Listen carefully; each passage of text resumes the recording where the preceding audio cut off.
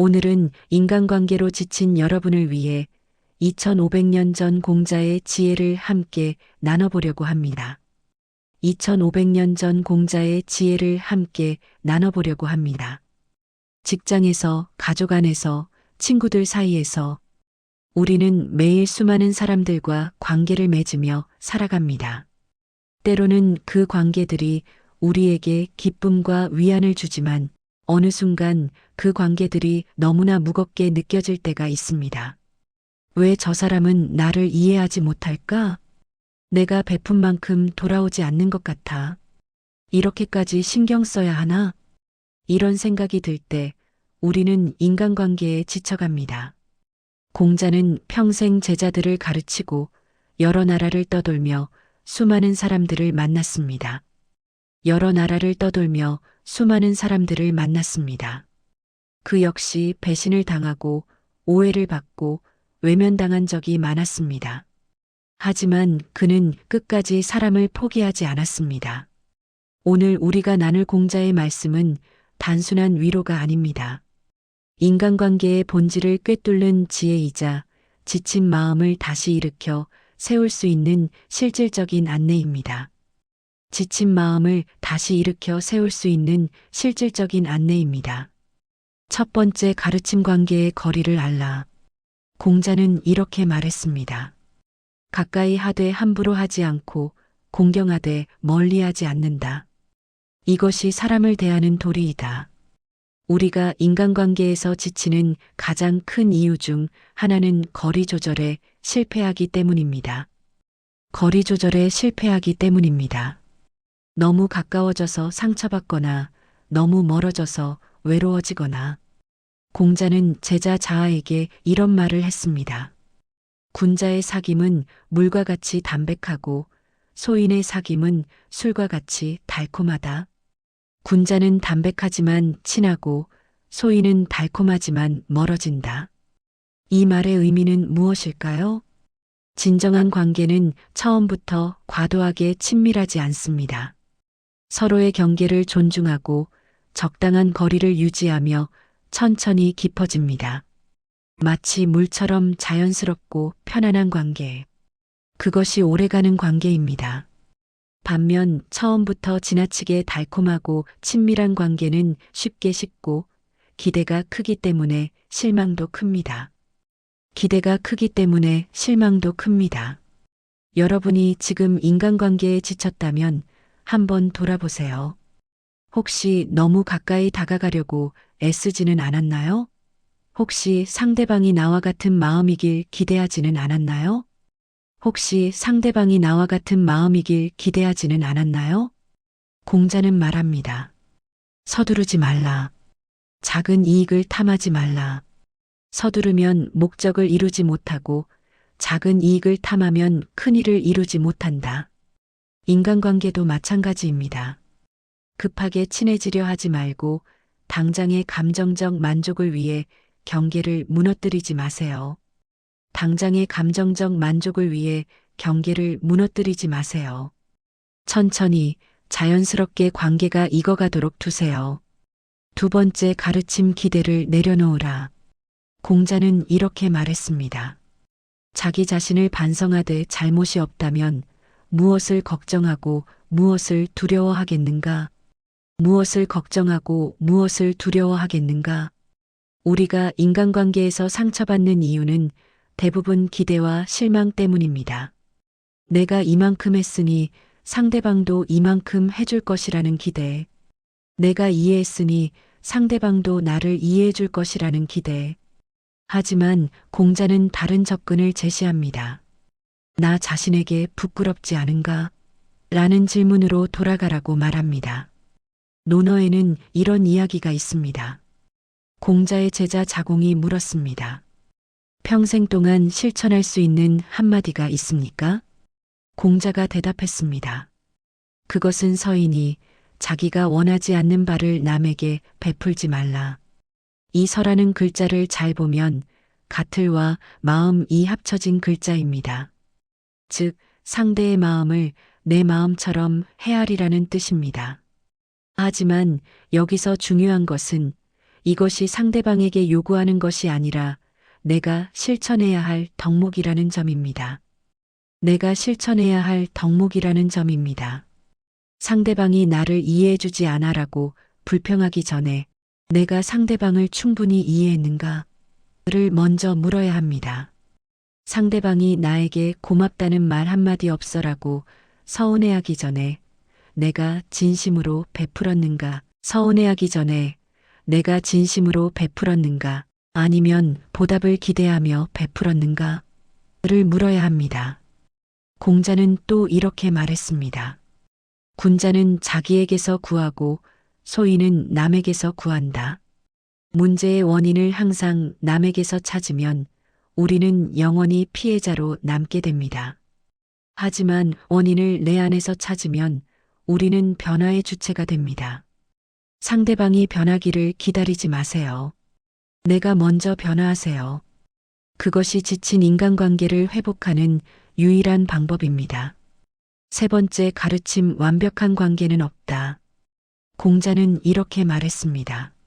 사람에게 잘못이 없을 수 없다. 잘못을 하고도 고치지 않는 것, 그것이 진짜 잘못이다. 우리는 종종 완벽한 관계를 꿈꿉니다. 나를 완전히 이해해주고 상처 주지 않고 항상 내 편이 되어주는 사람. 하지만 그런 사람은 이 세상에 존재하지 않습니다. 공자도 수많은 제자들을 가르쳤지만 그들 중 누구도 완벽하지 않았습니다. 자로는 성격이 급했고 염유는 소극적이었으며 재현은 낮잠을 자다가 혼나기도 했습니다. 재현은 낮잠을 자다가 혼나기도 했습니다. 하지만 공자는 그들을 포기하지 않았습니다. 왜일까요? 공자는 사람을 볼 때 지금만 보지 않았습니다. 가능성을 봤습니다. 완벽함이 아니라 성장을 봤습니다. 논어에 이런 구절이 있습니다. 옛날 사람은 말을 쉽게 꺼내지 않았다. 실천이 따르지 못할까 부끄러워했기 때문이다. 이 말은 단순히 말조심하라는 뜻이 아닙니다. 자기 자신도 완벽하지 않다는 것을 인정하라는 뜻입니다. 우리가 상대방에게 완벽을 요구할 때 사실은 우리 자신도 완벽하지 않습니다. 상대방의 작은 실수가 용서되지 않는다면 내 작은 실수도 용서받지 못할 것입니다. 내 작은 실수도 용서받지 못할 것입니다. 공자는 말합니다. 지혜로운 사람은 사람을 쓸 때 그 장점을 활용한다. 그러므로 버릴 사람이 없다. 모든 사람에게는 장점과 단점이 있습니다. 관계가 지칠 때는 보통 단점만 보이기 시작할 때입니다. 하지만 그 순간 의식적으로 상대방의 장점을 떠올려 보세요. 완벽한 관계를 추구하지 마세요. 불완전하지만 진실한 관계, 부족하지만 성장하는 관계, 그것이면 충분합니다. 네 번째 가르침, 때로는 떠나는 것도 지혜다. 공자는 이렇게 말했습니다. 도가 행해지지 않으면 뗏목을 타고 바다로 떠나리라. 이 말은 좌절의 표현이 아닙니다. 때로는 떠나는 것도 하나의 선택이라는 지혜입니다. 모든 관계를 지켜야 하는 것은 아닙니다. 어떤 관계는 당신을 성장시키지만 어떤 관계는 당신을 소진시킵니다. 어떤 관계는 서로를 존중하지만 어떤 관계는 일방적인 희생만 요구합니다. 공자는 또 이렇게 말했습니다. 벗을 사귀는데 3가지 유익한 벗이 있고 3가지 해로운 벗이 있다. 정직한 벗, 신에 있는 벗, 견문이 넓은 벗은 유익하고 겉만 번지르르한 벗, 아첨하는 벗, 말만 번지르르한 벗은 해롭다. 우리는 모든 사람과 좋은 관계를 맺으려고 애쓸 필요가 없습니다. 나를 성장시키고 서로 존중하며 진실한 관계에 에너지를 쏟아야 합니다. 공자 자신도 이상적인 정치를 펼치지 못하는 나라를 떠나 14년 동안 여러 나라를 떠돌았습니다. 14년 동안 여러 나라를 떠돌았습니다. 그것은 도피가 아니었습니다. 자신의 가치를 지키기 위한 선택이었습니다. 때로는 관계를 정리하는 것이 나와 상대방 모두를 위한 최선의 선택일 수 있습니다. 나와 상대방 모두를 위한 최선의 선택일 수 있습니다. 물론 이것은 쉽게 포기하라는 말이 아닙니다. 공자는 또한 이렇게 말했습니다. 재주는 있으나 재주 없는 사람에게 묻고 많이 알면서도 적게 아는 사람에게 묻는다. 많이 알면서도 적게 아는 사람에게 묻는다. 있으면서도 없는 것처럼 하고 가득 차 있으면서도 빈 것처럼 한다.